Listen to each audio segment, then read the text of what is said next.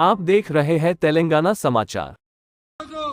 Congress party ప్రభుత్వం తెలంగాణలో ఏర్పడి మరి 6 నెలల కాలంలో ఏకకాలంలో 2 లక్షల రుణమాఫీ చేసిన ఘనత మరి ఈ రోజు ప్రభుత్వ ముఖ్యమంత్రి రేవంత్ రెడ్డి గారికి మరి అక్కడ ఉన్నటువంటి మంత్రులకు తెలంగాణ రాష్ట్రంలో ఉన్నటువంటి శాసనసభ్యులందరికీ ధన్యవాదాలు తెలుపుకుంటూ ముఖ్యంగా మానకొండూరు ముద్దుబిడ్డ మన డాక్టర్ కవంపల్లి సత్యనారాయణ గారికి ప్రత్యేకమైన అభినందనలు తిమ్మాపూర్ మండల రైతు సోదరుల పక్షాన మరియు ప్రజల పక్షాన మహిళా రైతు సోదరిమణుల పక్షాన అభినందనలు తెలియజేస్తున్నాం।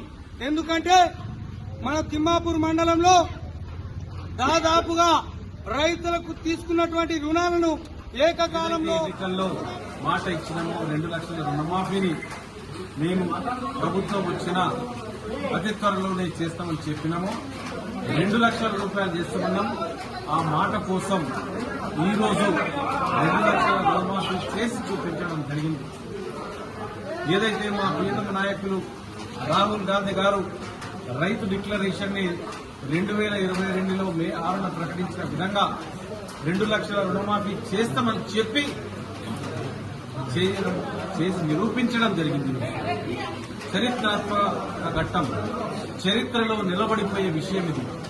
ఏ రాష్ట్రంలో కూడా 31,000 కోట్లు ఇంతవరకు మాఫీ జరగలేదు।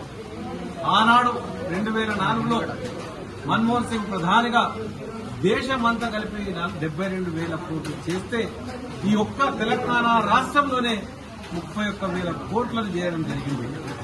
రేవంత్ రెడ్డి గారు ఒక దమ్మున్న నాయకుడు, మాట అంటే మాట మీద ఉండే నాయకుడు, మాట నెరవేర్చే నాయకుడు।